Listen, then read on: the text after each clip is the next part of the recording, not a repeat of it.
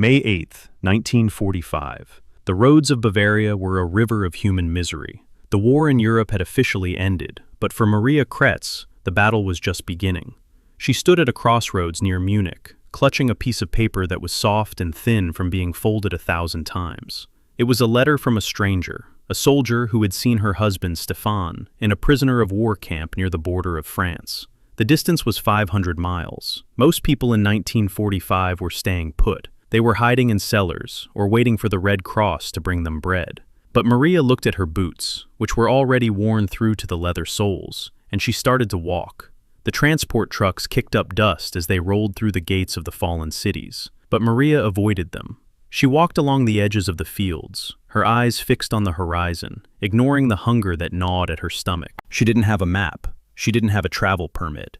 All she had was a canteen of gray water and the memory of Stefan's face from the morning he was conscripted in 1942. If you had seen her on that road, you would have seen a ghost among ghosts. The landscape was a moving pressure of collapsing villages, flooded roads, frozen forests, and exhausted men advancing one hedgerow at a time. The air smelled of wet earth, damp wool, and the lingering, acrid scent of burned-out wagons. You are probably wondering why a story about a simple walk matters so much today.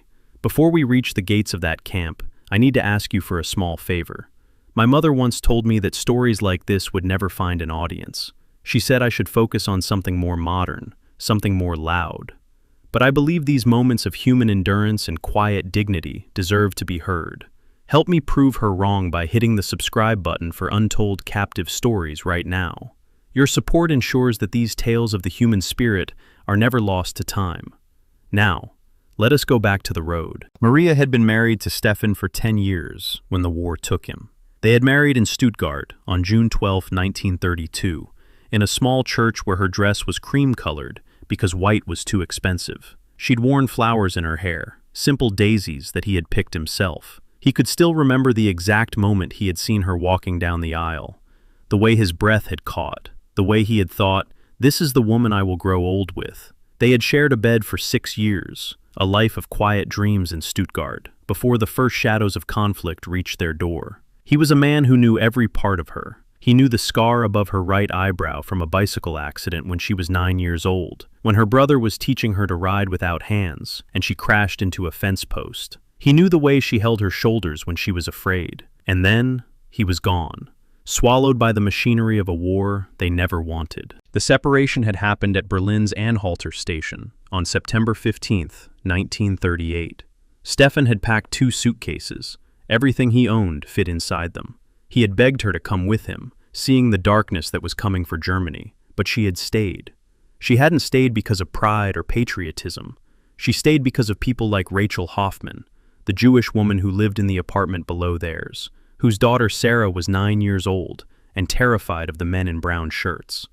Someone had to stay to help, and Maria had chosen those who were most vulnerable over her own safety. She told him she would follow, but the war closed the borders before she could reach him. By the 10th day of her journey in 1945, Maria's boots had failed her completely. The soles had split, letting in the biting chill of the spring mud. She did what thousands of others were doing on the roads of eastern France.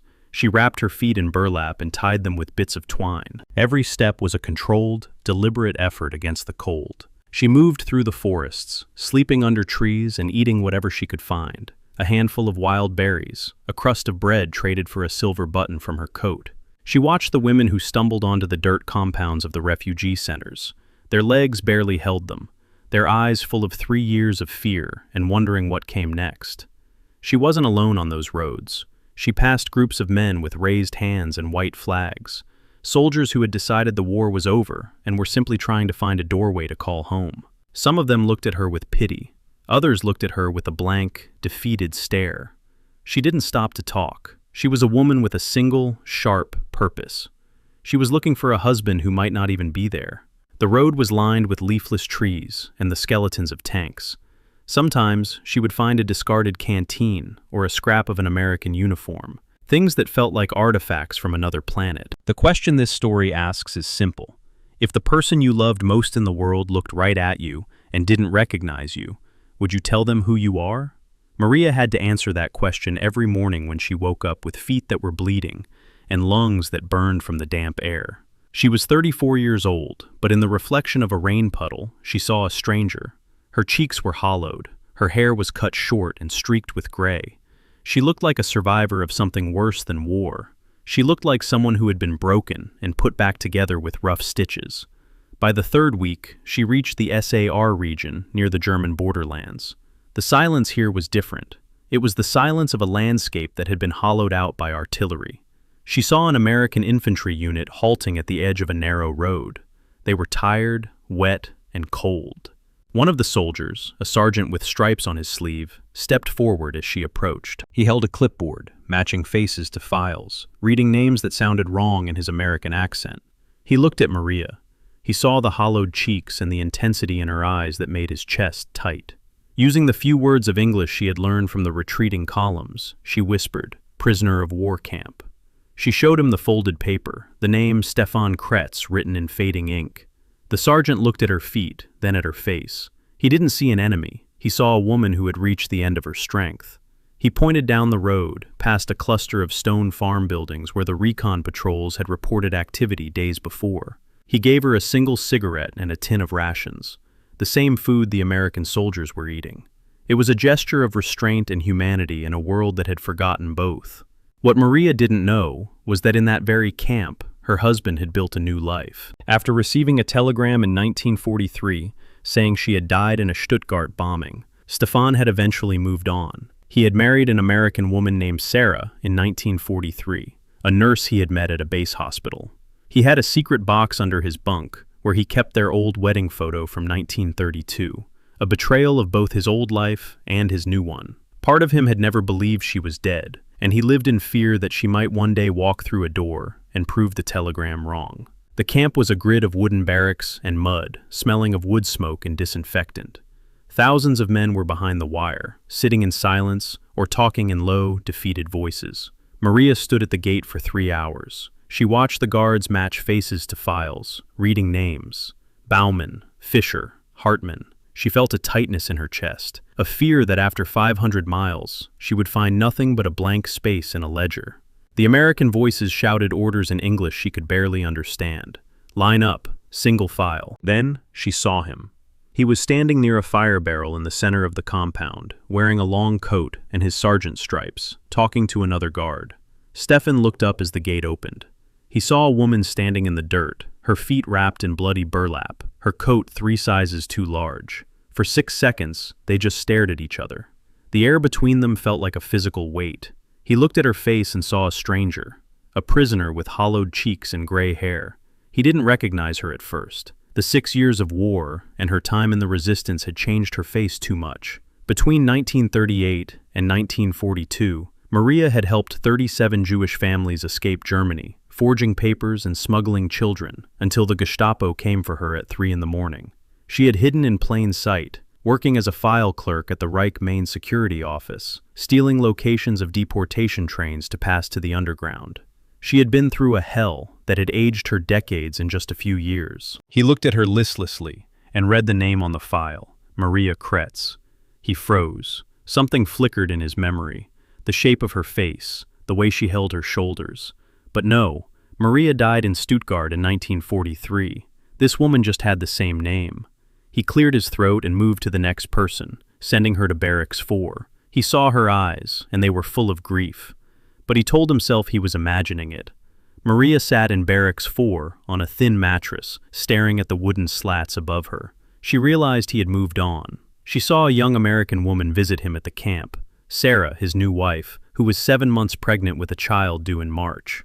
She watched him kiss her on the forehead and realized he had built a home on the assumption that she was a ghost. She decided then to stay silent. She would not destroy the life he had built. She would be a stranger, and when the war ended, she would disappear back into Germany. But the truth has a way of coming out through the smallest things. One morning in the laundry room, while scrubbing work shirts with raw, red hands, Maria dropped a heavy basin. She muttered a specific curse, a Stuttgart phrase with a regional inflection that was unique to their old home. Stefan was standing in the doorway, dropping off a load of uniforms. He froze. He really looked at her then. He saw the recognition dawning in her eyes. He walked toward her and whispered her name. She tried to deny it, backing away toward the wall, telling him he was mistaken. But he began to list the facts of their life. The wedding at St. Michael's, the daisies in her hair, and the scar above her right eyebrow from the bicycle accident. He told her he had kept the photo under his bunk all this time. He was in an impossible position. Legally, he was still married to her, but he was also married to Sarah and about to have a daughter. Maria told him about her years in the resistance, about Rachel Hoffman and the 37 families she had saved. She told him she had stayed to help because she couldn't look away, even when it cost her everything. Stefan realized that while he had been saving himself in America, she had been a hero in the heart of the darkness.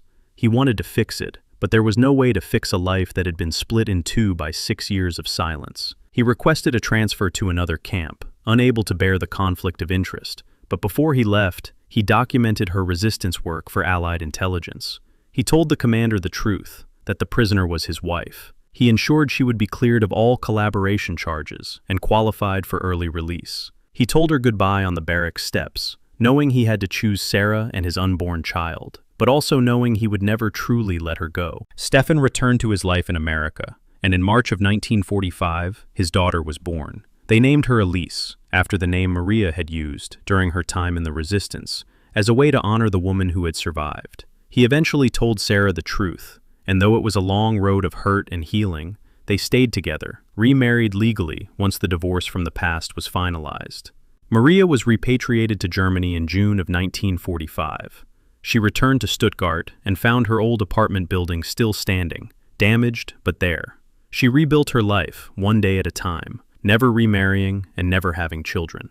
She never regretted staying to help those 37 families, because those lives meant something in a world that had seen too much death. In 1963, she received that letter with no return address. It contained 3 words in handwriting she would know anywhere: I remembered you. She kept it in the box under her bed until the day she died in 1986, because being truly remembered by someone who knew you before the world fell apart is a kind of love that doesn't need a house or a marriage license. It just is. That is the story of Maria Kretz, the woman who walked into the heart of a broken continent to find a man the world had forgotten. If this story moved you, if it changed how you think about endurance and the value of a single promise, then I need you to do something. Subscribe to this channel right now and like this video. Your support helps us ensure that these moments, often missing from the larger narrative, aren't lost to time. There are hundreds more stories like this, stories of unlikely heroes and knowledge preserved against all odds. Help us keep breathing life into stories that were never meant to stay silent. Until next time.